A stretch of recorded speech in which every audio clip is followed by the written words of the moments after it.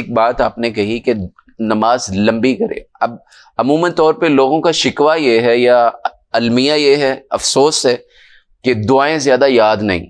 تو کیا اپنے رکوع میں، نفل نماز ہے، اپنے رکوع میں، سجدے میں یا تشہد کے آخر میں درود شریف کے بعد اپنے کسی انداز میں دعا مانگ سکتا ہے؟ کیونکہ کچھ ایسے اسکالر ہمیں مل گئے ہیں جو کہتے ہیں جی اردو میں بھی کیا مسئلہ ہے، اللہ کو تو آتی ہے نا سمجھ، پنجابی میں، پشتوں میں، جو بھی آپ کی زبان ہے سرائکی، اس میں کیا مسئلہ ہے، اللہ کو تو سب سمجھ آتی ہے نا، آپ دل سے مانگے، اللہ سے کہیں تو کہہ سکتا ہے بندہ؟ بالکل بھی نہیں کہہ سکتا. پوری نماز تکبیر تحریمہ سے لے کر سلام تک صرف اور صرف عربی زبان میں ہے.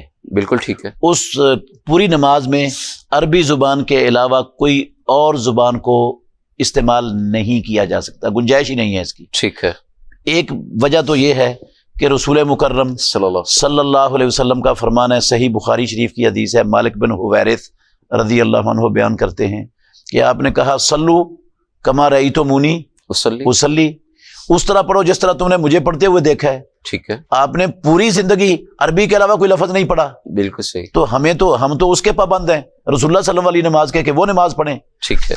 بہت سے صحابہ، کوئی کہہ سکتا ہے اس پر بھی کہ رسول اللہ صلی اللہ علیہ وسلم تو عربی تھے، عربی آپ کی مادری زبان تھی، جی، تو آپ نے تو عربی پڑھنی تھی، اور زبانیں تو آپ نے پڑھنی نہیں تھی. صحیح ہے. ٹھیک ہے. لیکن صحابہ رضوان اللہ علیہ مجمعین میں سے بہت سے صحابہ ایسے تھے جو اسلام جنہوں نے قبول کیا اور وہ اصل عربی نہیں تھے. ٹھیک ہے. ان کی زبان اصل عربی تھی نہیں. صحیح. اور ان کو عربی کا ایک لفظ بھی نہیں آتا تھا. صحیح. اللہ کے نبی نے انہیں یہ نہیں کہا کہ تم اپنی زبان میں، جب تک تمہیں عربی کی نماز یاد نہیں ہوتی اپنی زبان میں نماز پڑھتے رہو. ٹھیک ہے. تو پھر ضرورت تو تھی نا اس کی معاشرے میں، رسول اللہ صلی اللہ علیہ وسلم کی زندگی انہیں نہیں آ رہا تھا تو نہیں آ رہا تھا تو یہ کہہ دیتے.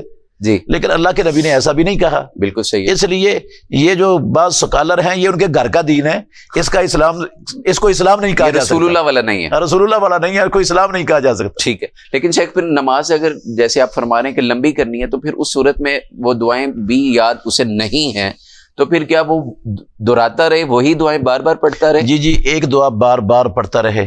ٹھیک ہے. جتنا لمبا پڑھ لے، انشاءاللہ 1000 مرتبہ پڑھ لے دعا، کوئی مسئلہ نہیں ہے. ٹھیک ہے. اچھا، جیسے وہ کالر کی بھی کال تھی مجھے، ویسے ایک چیز ذہن میں رکھنی چاہیے ناظرین کرام کو. جی.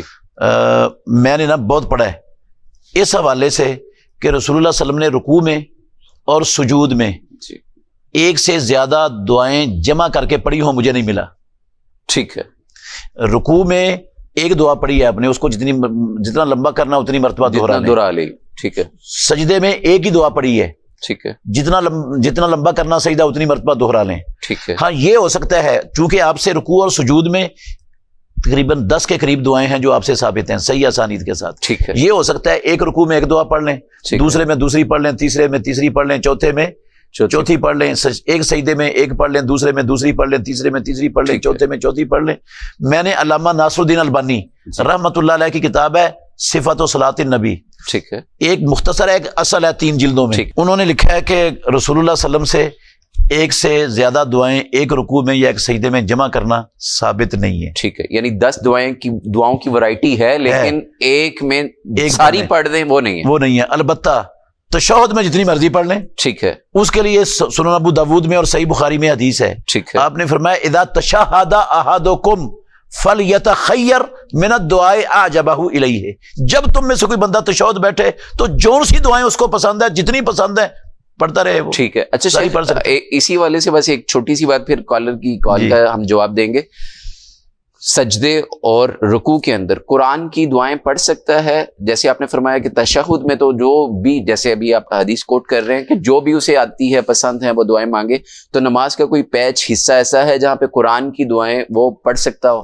یہ بہت اچھا سوال آپ نے اٹھایا ہے، ضرورت تھی اس کی. رکوع میں اور سجدے میں قرآنی دعائیں نہیں پڑھ سکتا. ٹھیک ہے.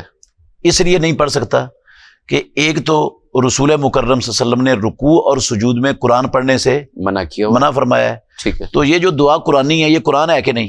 بالکل ہے. یہ تو قرآن ہے. بالکل. پھر دوسری وجہ یہ ہے کہ رسول اللہ صلی اللہ علیہ وسلم سے رکوع اور سجود میں جتنی دعائیں ثابت ہیں جی، ان میں سے ایک دعا بھی نہیں ہے جو آپ نے قرآنی پڑھی ہو. بالکل ٹھیک ہے. قرآنی دعائیں یقیناً احادیث والی دعاؤں سے زیادہ فضیلت والی ہیں. بے شک. وہ اللہ رب العالمین کا کلام ہے. بالکل. تو رسول اللہ صلی اللہ علیہ وسلم نے ساری زندگی رکوع یا سجدے میں ایک مرتبہ بھی کوئی قرآنی دعا نہیں پڑھی ہے. ٹھیک ہے. تو یہ والی دعائیں پڑھنی چاہیے جو رسول اللہ صلی اللہ علیہ وسلم سے ثابت ہیں، ان میں سے بالکل جون صحیح۔ سی پسند ہے؟